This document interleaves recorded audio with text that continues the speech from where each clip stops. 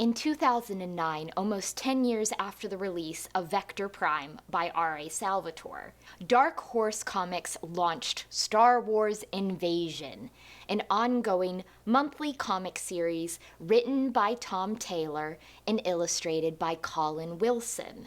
Set during the first year of the Yuuzhan Vong invasion, it featured both new characters, like the Galfridian royal family of Arturius, as well as familiar faces like Luke Skywalker, Leia Organa Solo, and the Solo kids. It ran for 3 story arcs: Refugees, Rescues, and Revelation. But the last issue was released in November of 2011, and it never was finished.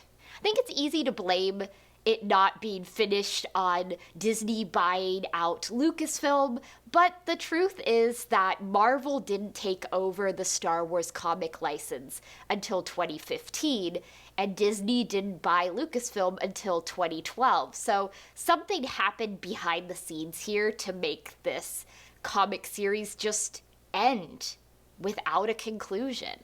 And like a lot of the stories I'm reading at the tail end of the New Jedi Order series, I had never read Star Wars Invasion before. I actually had to seek it out using an interlibrary loan because my local library system didn't have it at all.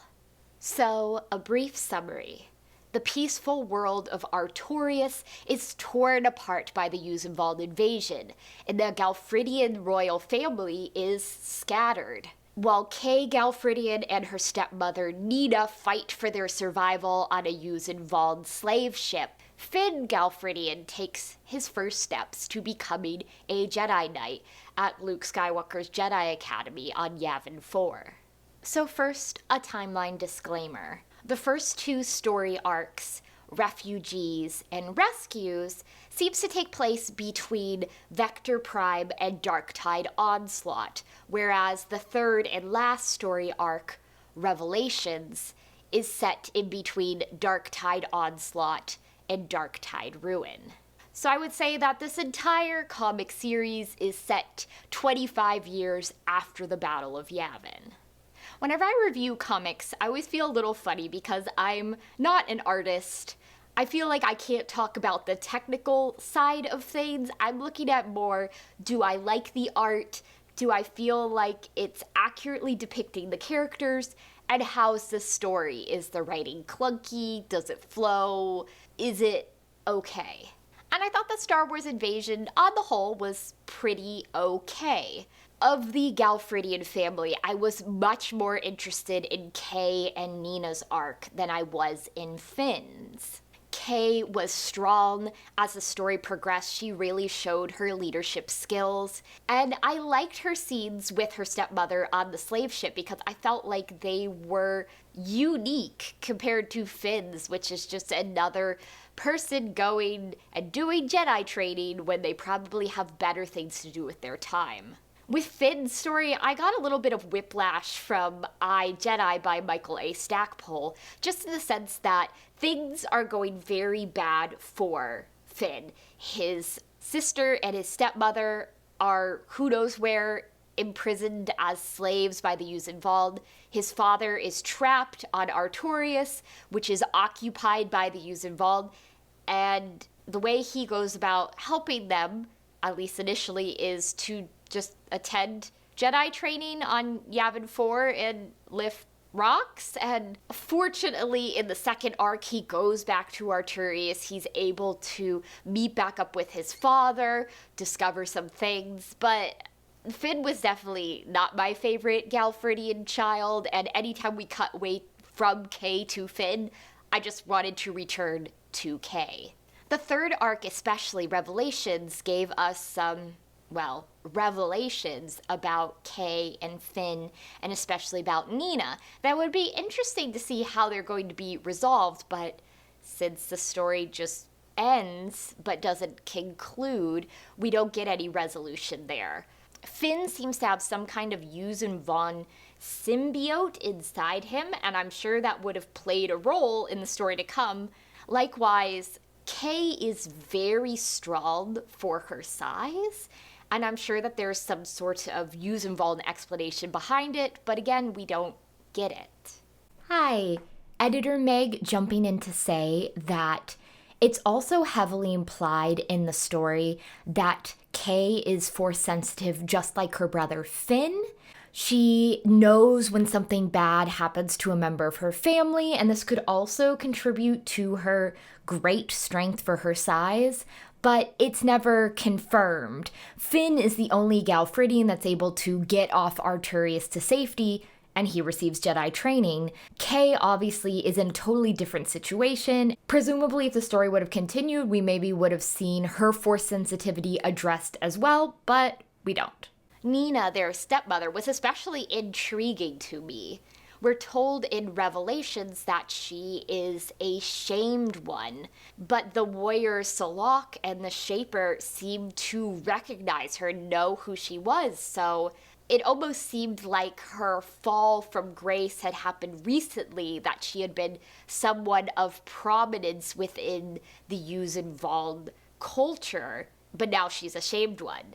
But then at the same time, she's been Finn and Kaye's stepmother for years. She's raised them since they were small children. So, what's the Yuuzhan Vong strategy here? Was NIna sent as an advanced scout into the galaxy, and she was a slave, and then she was freed, and she married the king of Arturius and raised his children, and maybe his children have Yuuzhan Vong symbiotes? And she's a shamed one, but people know who she is and she's powerful. And there's a lot of potential here.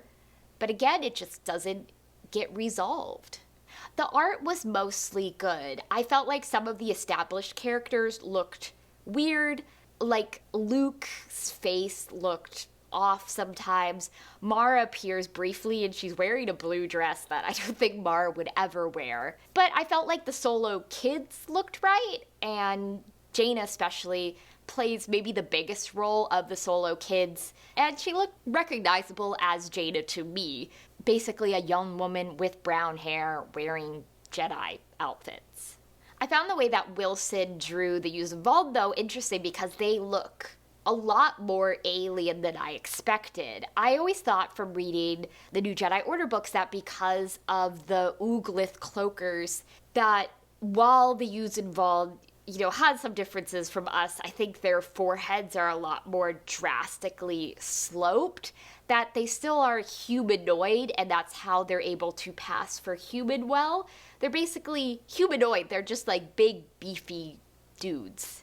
But the Yuuzhan Vong here look very different than I expected. Their heads are huge, really sloping, to the point that when NIna's wearing a cloaker and then when NIna is her true self, I don't even know how NIna looks like her human self when her Yuuzhan Vong self is so drastically different.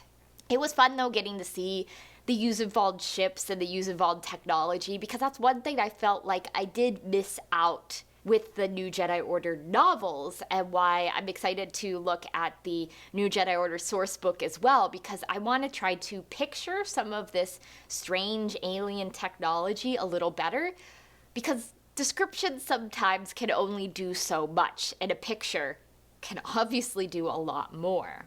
And finally, another thing that's just due to the unfinished nature of this story is that we have Finn, especially in the last story arc, Revelations, teaming up with a man named Master Dre, who turns out to be evil, and he wants to stop the Yuuzhan Vong super weapon, but questions don't really get anything into his motivation here or his plans or anything, because the story just stops abruptly.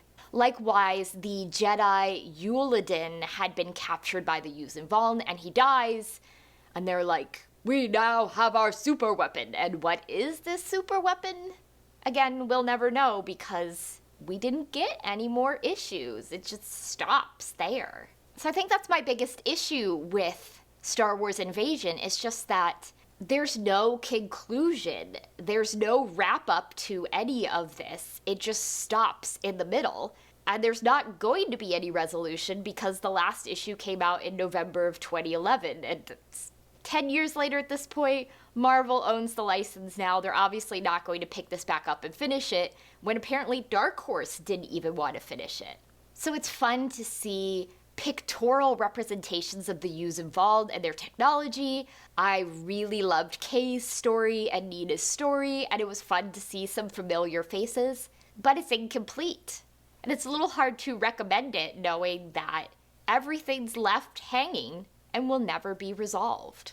So next time I'm going to be reading or skimming or looking through a reference book from the Wizard of the Coast's Star Wars role-playing game in 2002, The New Jedi Order Sourcebook by J.D. Weicker and Steve Miller.